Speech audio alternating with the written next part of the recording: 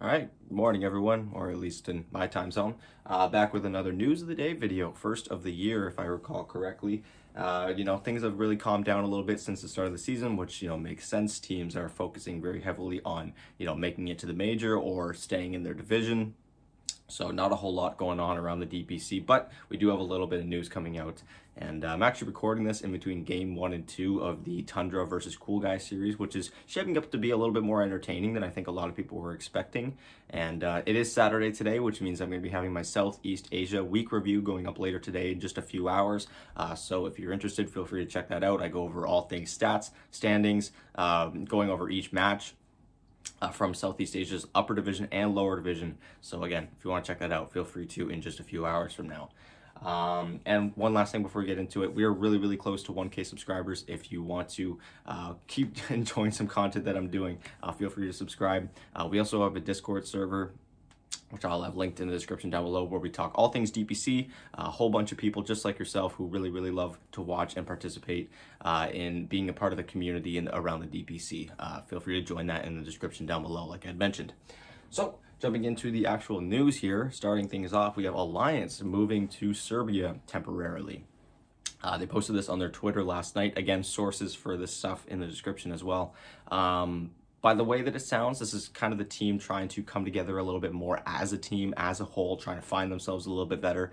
They have announced that they're going to be playing the rest of the DPC tour in Serbia, so they're going to be staying down there for a little while. There's only a couple weeks left of this tour, but they're looking to find that fight that they've been kind of lacking for a little bit. It's been a pretty rough tour so far for Alliance. They've only got that one series win, and it was a couple weeks ago now, which means that, we're kind of expecting another one by now, and they're just not really getting it. So yeah.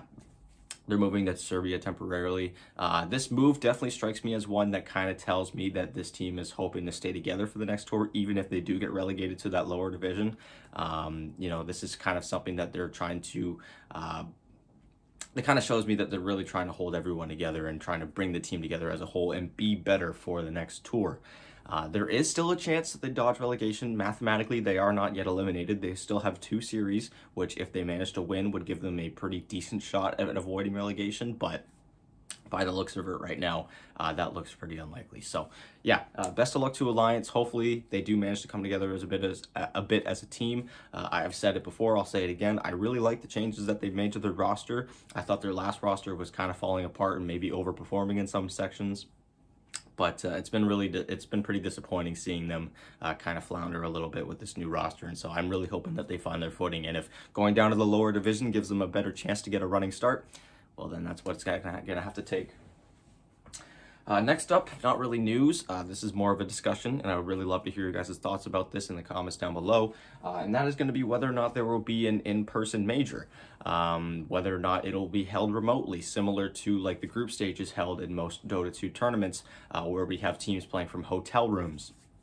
With the way that COVID is going right now and lockdowns and variants and whatnot, it's looking more and more likely like we might end up not having an actual main stage, or at least we would have to have a bubble form beforehand, which if you recall at TI did not exactly go over very well. And the only problem with the bubble too is it's more time commitment. We know that Valve is trying to put in at least 3 majors and 3 tours throughout this DPC season. Having a 2-week bubble before the major even starts would be a pretty big amount of time taking out of that very crunched schedule. So again, it's looking very unlikely right now that there will be a bubble or that there will be an in-person major. There more than likely will not be any fan attendance, similar to what we saw last year.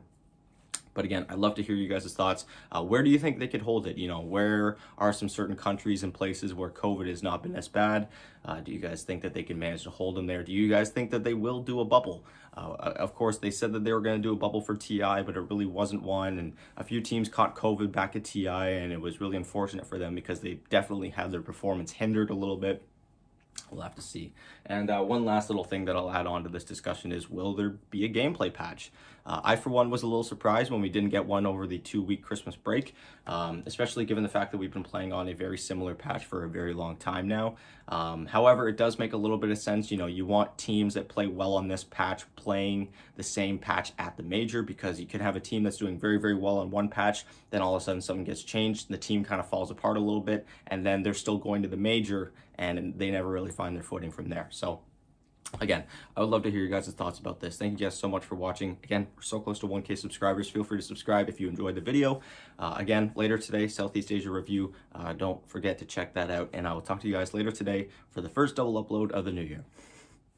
Bye.